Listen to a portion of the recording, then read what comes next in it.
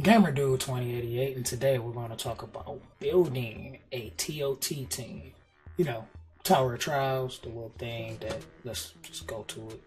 Inside the Dragon is Tower of Trials, got the 100 levels, you want to climb and all that stuff. We're on our way there. We haven't really got through it quite yet, but we're on our way there. But, got how many days left in this one? You know me and videos. Tower Trials will be over by the time this video comes out. But we are going to talk about building a team. Sorry, so we got like 6 days, 4 hours left. So once the next rotation of TOT comes around, you guys can be well prepared into going to it. So we're going to talk about the basics and what you will need to do decently in TOT. First, we're going to go into the kind of units that you should bring. Typically, you're going to take your RAV team, because that's what you've been working on throughout your progression, is your RAV team, and just throw them right in there. But there is a few key things that you're going to need to progress further through it, because your RAV team is going to take you a decent amount of ways, but once you hit that wall, there's some things that you may be missing that your RAV team doesn't currently have if you are running a cookie cutter standard progression build for RAV, because some of you pulled some nice units and just threw them in there and it's like boom, RAV team.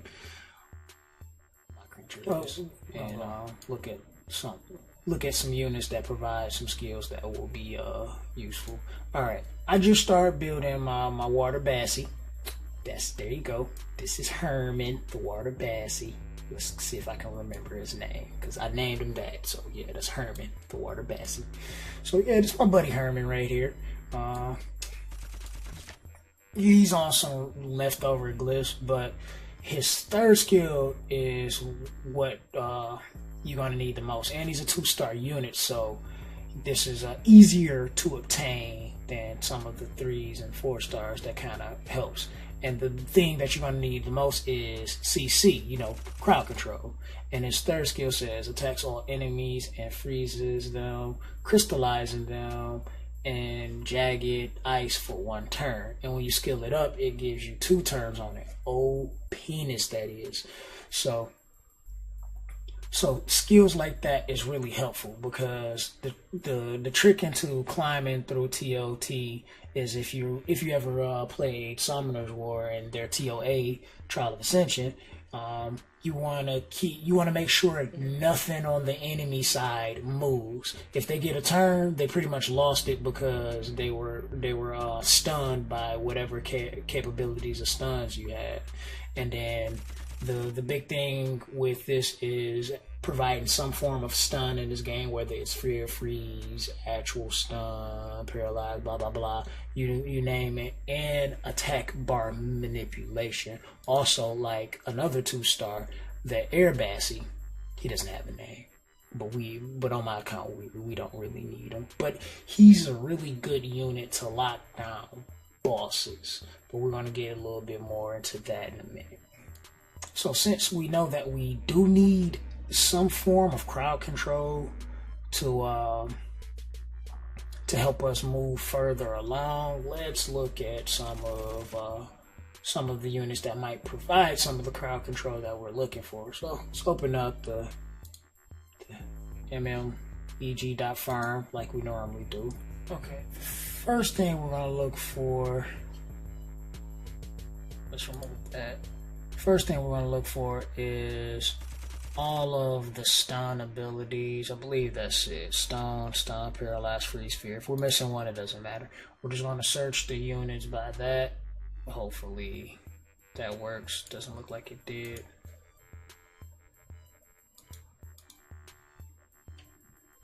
Okay, let's just choose one then. We'll start with just the basic stun then.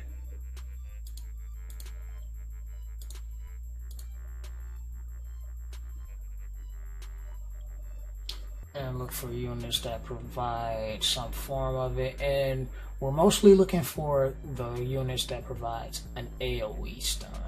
So single target stuns is not exactly what we're going for. We're looking more so of the AoE stuns. Alright. So Just a 4-star. Okay, the Earth Warden.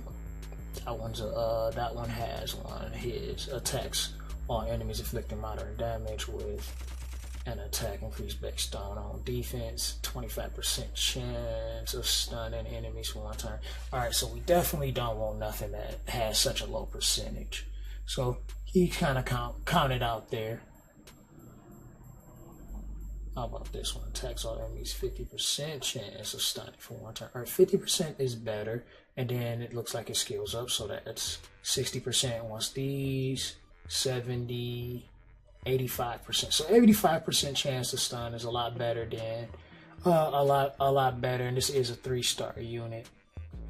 Of course, so if you do look up the mmeg.farm, you can look for the units that possibly have a stun, and you don't necessarily need the stun itself.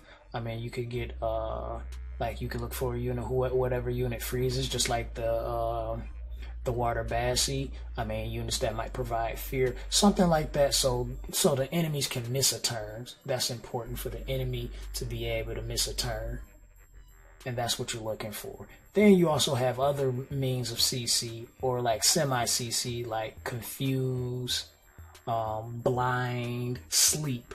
Those kind of forms of CC where they can still kind of do something, but really can't. Like sleep, they can't do anything unless you attack them. So if you attack them, sleep comes off.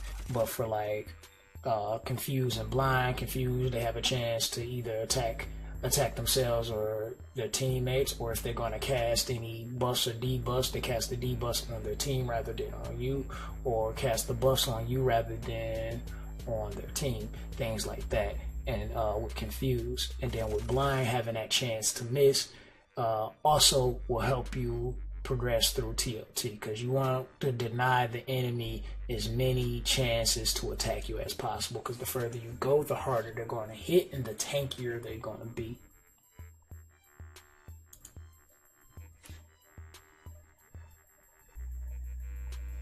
Okay, generally the rule of thumb is before you get to the boss stage, once you're starting to do the boss floors, is to go through it, probably manual if you having a tough time on a particular floor, manual until you get there. Make sure all of your skills are up on your units.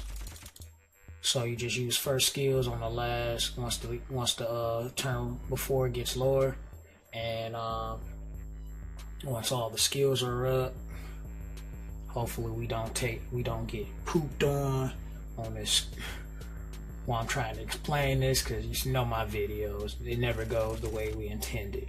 So we're going to do everything we can to mitigate.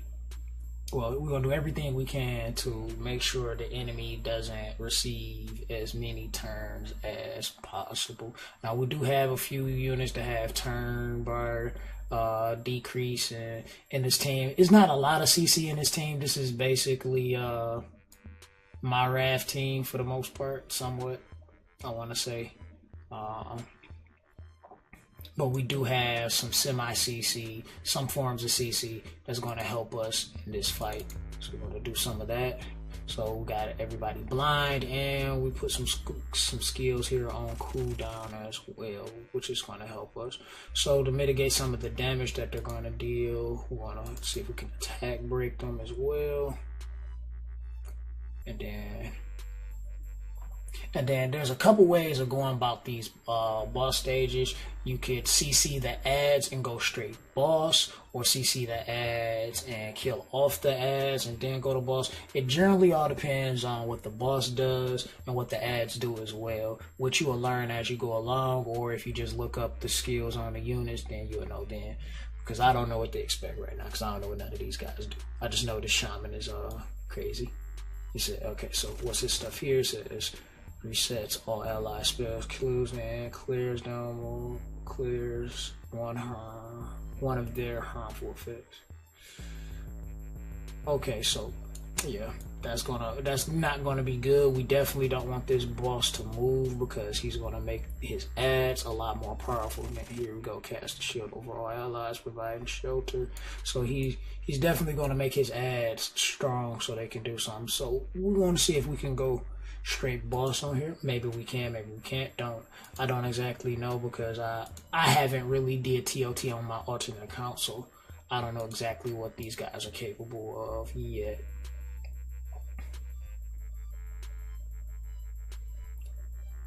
So yeah, see, they're moving like crazy, and this is what you don't want. You don't want them to get a bunch of turns and start casting skills and everything, because that's not going to be beneficial to you winning. So you want to do everything you can to make sure that the enemy doesn't get a million turns. See, now they put us on cooldown, so we're in trouble here.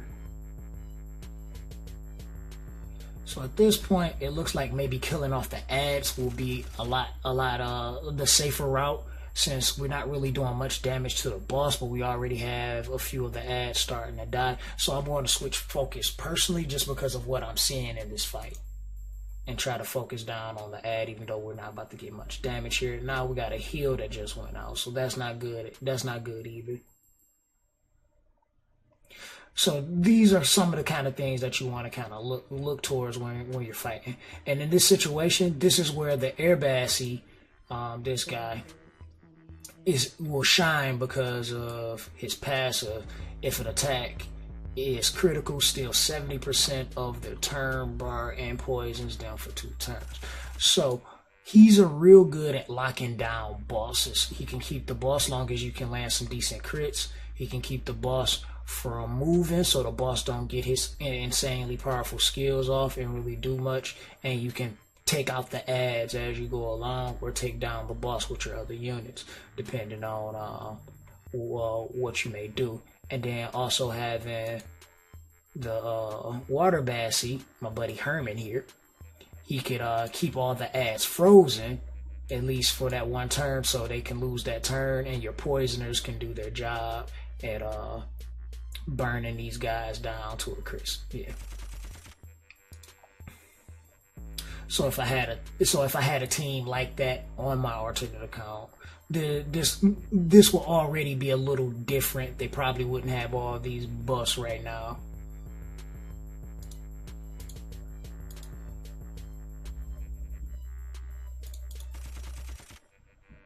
So we can't really, because they got a defense buff and a shield up, we're not going to really be able to dish out much damage.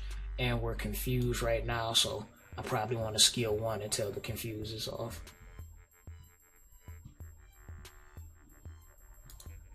Alright. So let's see if we can get some more poisons up. Alright, so now I got my petrify up. It's a single target, but I can see that one of these turn bars are high, so I can focus down one of these units. And I'm probably not going to just, go through the whole fight so I don't take up so much time. Just probably speed through, or just cut to the end, or if we die, just don't even go any further than that. You just know we dead. We died because you didn't see the rest of it.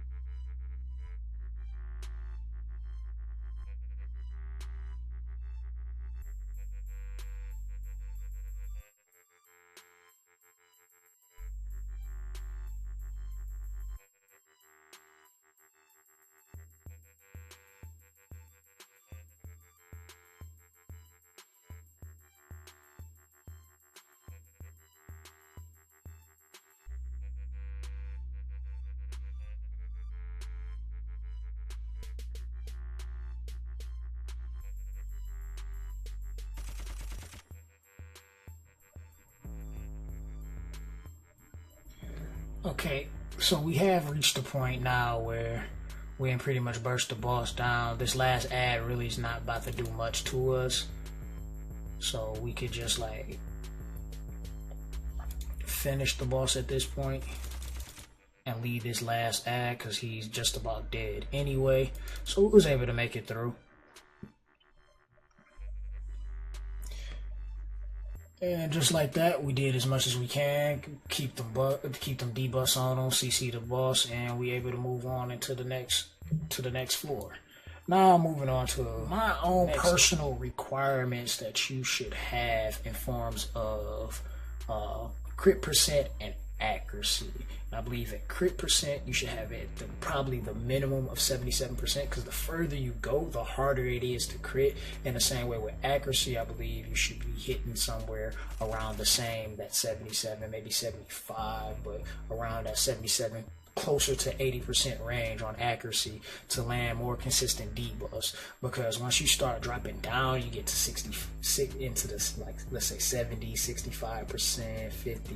You're going to start seeing your units not landing their buffs and landing their debuffs as often as you would like them to. Like right now, my Air Bassi is really poor, so he wouldn't land enough crits, and he definitely wouldn't be able to CC the boss properly because he had missed too many crits. And essentially you will want 100% on a unit like this, but as close as you can get. But I say that base minimum being around 77, you will see a lot more crits that way. You'll still see a lot of times where you're going to miss some, but you're going to see them happen more frequently, and you want to keep that in mind going into those stages, because one debuff miss or one crit miss can cost you that round, especially if the things can possibly one-shot your units, or they can just put a bunch of debuffs on you where your units can't do anything, and you don't want that.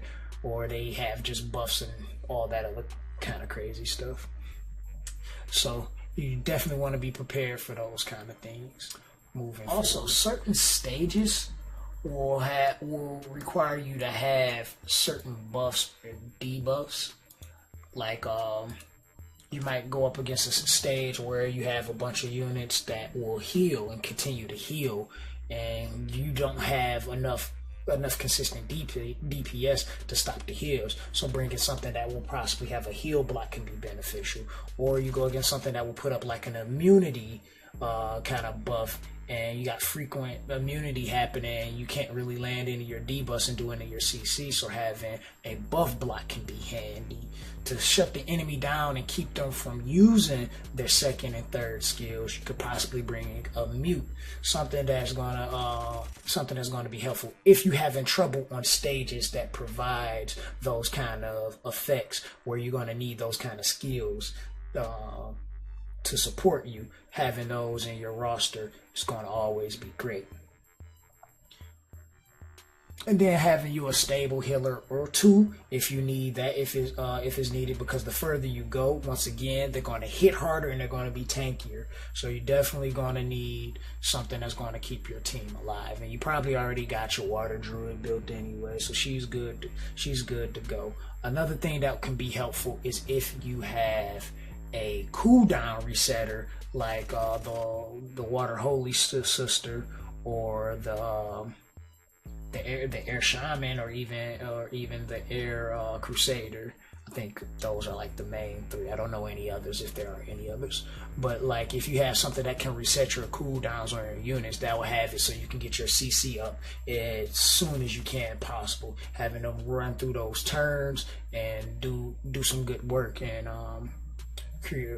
helping you keep the enemies locked down, so your poison DPS, your curse DPS, or even your straight physical DPS can do their jobs depending on what you're bringing in to kill off the enemy. Probably poison and curse though, because those are like the better options once you get so further into it. Wow, what's happening on this bottom screen? Alright, they got it. They should have it. I don't know. But that's kind of some of what I want to go over when it comes to building those kind of teams, making sure you have some form of CC, having a unit that could stun, as well as having a unit that could kill turn bars is going to be helpful. Having your stable heel, having a stable heel, a cleanse if you need it, if you're getting hit with so many debuffs, having a unit that can provide a buff block, a heal block on handy. And you don't have to have all of this in one. It's just once you get to a stage when it becomes a problem, it's good to have at least that one unit that you can put in to be able to carry you through that, because you need that specific skill. Like the Air Bassy, you're not going to just use him in your normal runs. You just run your normal team, but once you get to boss floors, he'll be a good unit to have because of the utility he has and the power within that utility. Water Bassy, you know, my buddy Herman here. Hey, what's happening, Herman? Definitely going to want to have him. He's probably hands down one of the best F2P units to take into TOT, and that's why I'm building one myself. Just because I'm like, I got a solid team, but I figure once I get further in, I want higher chances of CC with the team that I'm using to make sure once those units start outspeeding me, we have some way of being able to keep things going, as long as he doesn't get one shot because his defense is trash right now.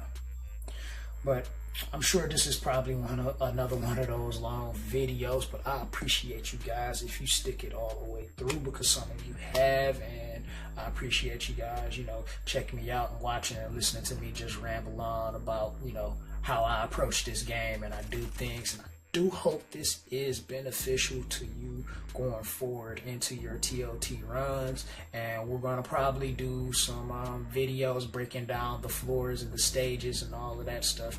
Well, not for this rotation, but probably for the next rotation as we complete them.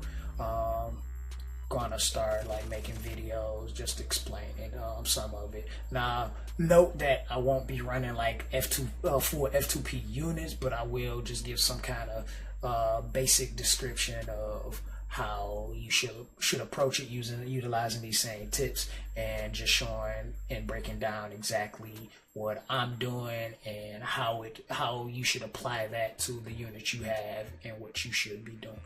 So be looking out for more of that kind of content. And this is the Gamer Dude signing out. See you in the next video. Deuces.